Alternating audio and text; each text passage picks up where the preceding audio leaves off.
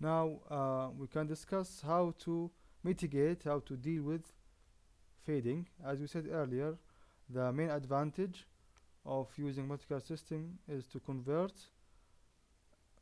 frequency selective fading produced by intersignal interference into flat fading by dividing the wide band channel into smaller channels, or we call them subcarriers, right?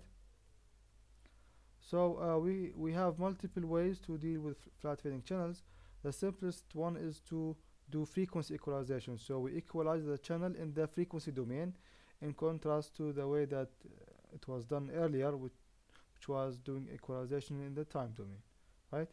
So we can use pre-coding for multiple input, multiple output channels or systems. We can do channel coding and interleaving, and we can do as well adaptive loading, meaning that if we have good channels, we load them with more symbols, meaning we use higher order modulation. This is the main point, or the main concept that leads to an increase in the channel capacity and channel data rate. So here simply recall that we have the SI hat, which is actually it's the symbol multiplied by the flat subcarrier gain plus the added the Gaussian noise. What we do is that we just we divide the channel by its gain. So we need to actually estimate the channel gain beforehand, right? So we get this part, and this, as you can see, we have reduced the noise as well, and we have extracted the original symbol that was sent, right? But of course, usually alpha is less than 1, so this when you divide by a factor less than 1, actually you are increasing the output, so this leads to noise enhancement.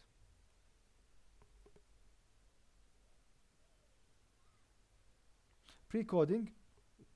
So to avoid noise enhancement, what we do is that we pre-scale the signal by 1 over alpha, meaning that before sending the signal, we divide it by the estimated channel gain.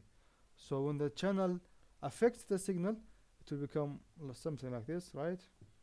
So this is our symbol, and when it goes through the channel, it gets multiplied by alpha, right? And then you add the noise here. So what you get is that SI plus NI. So in this case, you avoid noise enhancement, right? Of course, what you need to do here is that you must accurately estimate the channel, right? Uh, this is one drawback.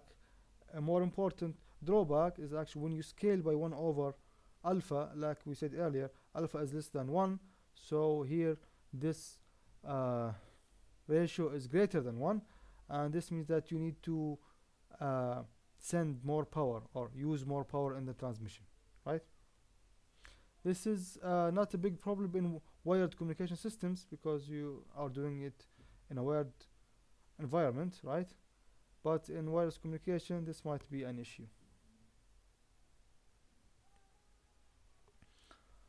To avoid channel estimation, we can use channel coding and interleaving, right?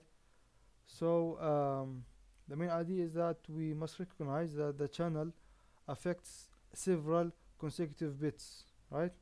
So if there's a channel dip, multiple bits will be hit, right? So we will expect multiple consecutive bits to be affected, and this will cause a problem. So what we do is that we interleave the bits, so we like scramble them, we distribute them in a pseudo random order before doing the convolutional or block coding, right? So when the channel hits,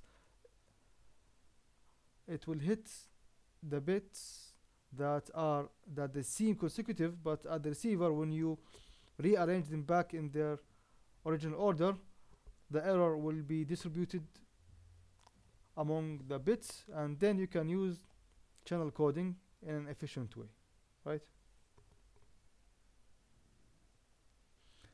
Okay, adaptive loading here, this is like I said earlier, this is the main idea of increasing the data rate.